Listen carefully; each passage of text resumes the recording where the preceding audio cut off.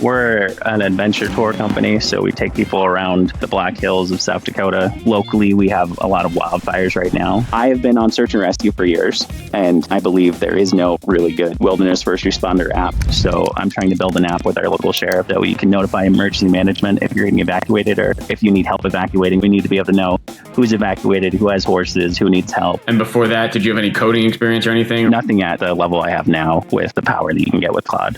Hi, I'm Todd, and I've spent the last decade building software for the trades. I'm talking HVAC, plumbing, electrical, landscaping, and every home service business in between. For my entire career, building software for the trades meant waiting for Silicon Valley to notice you. But that wait is over. Founders on the trades are building their own tools now, and they're doing it better than any outsider could. This show is where I spotlight them. Welcome to Blue Collar Builders. Let's get into it. All right, Luke. Well, thanks for reaching out. Just to set the stage for everyone here, you reached out on, I think, X or Twitter, on what you were building in Claude Code, and you had told me that you are the owner of Black Hills Bronco Adventures, which I want to get into here in a second, but that you're doing a lot of really interesting things with Claude Code, and I want to get into that, but let's just start really quick. Tell me about yourself and Black Hills Bronco Adventure and kind of what you guys do, and you got to show us the Broncos too. Okay. So we're an adventure tour company, so we take people around the Black Hills of South Dakota. So if you're looking to go see Mount Rushmore or Crazy Horse or Devil's Tower, any of the national parks out here, we're the only open top Bronco tour in the business. And how long have you been doing that? 2 years. Got it. And before that, did you have any coding experience or anything, or was it all? I worked lightly on Canvas for their mobile app, but nothing at the level I have now with the power that you can get with Claude. Got it. Okay. Okay, sorry, I interrupted you. Keep going. Basically, what I've been doing is just what everyone else is, just getting addicted to the drug that is Claude Code, being able to explain at least what was really hard before is now just plain text, and you can just say, I need an app for this, or I need it to be able to do specific case use. So locally, we have a lot of wildfires right now. So I'm trying to build an app with our local sheriff that's public, so you can notify emergency management if you're getting evacuated or if you need help evacuating, so that we can have a somewhat like a Palantir command dashboard, but on low budget, because we're just a small little county. We're in the middle of nowhere, but we need to be able to know who's evacuated, who has horses, who needs help, who needs a carryout, or how do you go from Bronco tours to Claude Code to this? Talk me through the project, how you went from Bronco tours to now I'm addicted to Claude Code to now I'm helping fight fire. So I have been on search and rescue for years, and I believe there is no really good wilderness first responder app because none of them know how to use coding, and it's definitely the new stage where you have people from the blue collar, from the field, that can now explain what they want, and it can just be built. And that was really the only hurdle that we've ever had, is just no one knew how to explain that to a computer to have it built.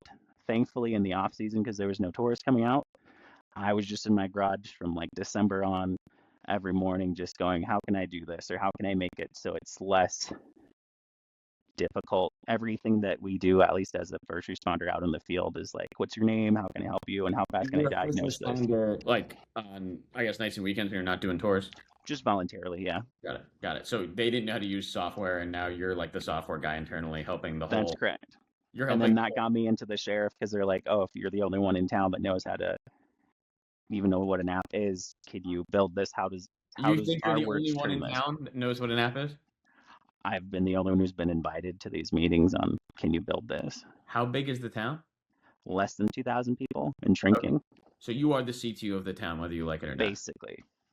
Every old woman that has a question, every person's browser that's not working, anything I can help with, at least local schools, if you can just be the only tech influence in town, I think it's pretty nice.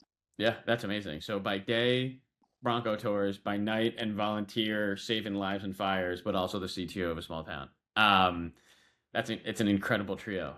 You mentioned something to me that you were trying to kind of you were not as much focused about how to use Claude for your business, but more how the impact that AI is going to have on areas like yours, and how you can kind of help your town and surrounding towns kind of be at the forefront of this. Like, can you talk to me about that a little Yeah. bit? Interesting.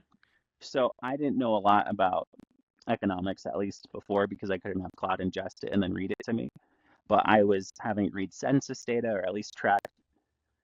I think Dario's right that we're going to lose about 30% of the white collar jobs. I think it's going to be hurting in like a Silicon Slopes or Silicon Valley and Austin and all the big cities. But realistically, those are the white collar jobs that had the spare income to come and take tours out here. So if our hot air balloon business isn't flying, if we're not having as many people in because they don't have the funds, or we're not as sexy as Disneyland if you're on a budget, how does small town America survive this AI revolution or the gold rush? And I think realistically, we have the most good to benefit because there will be no jobs displaced by AI because there isn't any tech jobs. Yeah. We also have the most need for these, I would say, the perfect environment for these people to translate their blue collar experience or their veteran experience from the airbase and say, hey, I did blank. If I never want to do this again, it now applies to every pharmacist that exists in the country, or every, I don't know, really every trade, every blue collar that you have. Sure. Is the focus of, can we be more efficient? Can we understand our data in a way that we didn't even know it exists and it's just built into Claude? You don't even have to do any like crazy get ads. It's just So are you like read all my invoices. Everyone in your town, Claude, or like how are you trying to do this then to help people? A bit of both. I have sent a lot of like learning management guides on how you can do small things, or just a lot of Claude co-work, I think is pretty much the level that most of them can understand. But if you're in tours, if you're in tourism, a lot of it is, can you get rid of the middleman that's taking 15% from your cut? And if you can, what do you do with that? Or if you're doing a lot of a lot of manual work, can you remove that using like a Perplexity or using like Playwright and Claude? And now you have hours of your time back, or you're now a family man when you weren't before. Yeah, I've heard that a few times. So I guess with what you're doing, what do you hope the future of your town looks like? Like what do you... My dream future would be actually building on this 15-acre campus and building like a 40,000 square foot like WeWork, but for blue collar and veterans. So not Austin, not like Silicon Valley, but just if you've got an idea and you don't know how to get it expressed, or if you don't have the time to be living like a 20-year-old out in San Fran, can we get something that at least can cater to those that are in ag tech or in military or in anything that's not the preliminary focus of Y Combinator or most of the accelerators?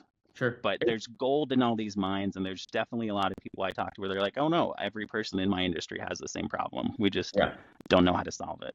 Yeah, no, what you're doing is amazing, and I want to, find any way that we can help. Let me end with this last question. Amongst my friends, even, and I'm in the tech space, when I talk about Claude, they think I'm speaking like a different language. What is it like when you talk to people around you about Claude? Like, are there some people that know and like have this conversation, or are they like, what is this guy?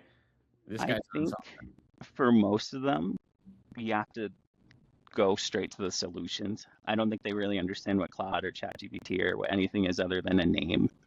But once you say it saves X amount of hours, then they perk up and go, oh, I don't want to do that ever again. Or once you can explain that it can ingest like just the context amount, you can say, hey, all of your books, put it in, it'll tell you what happened.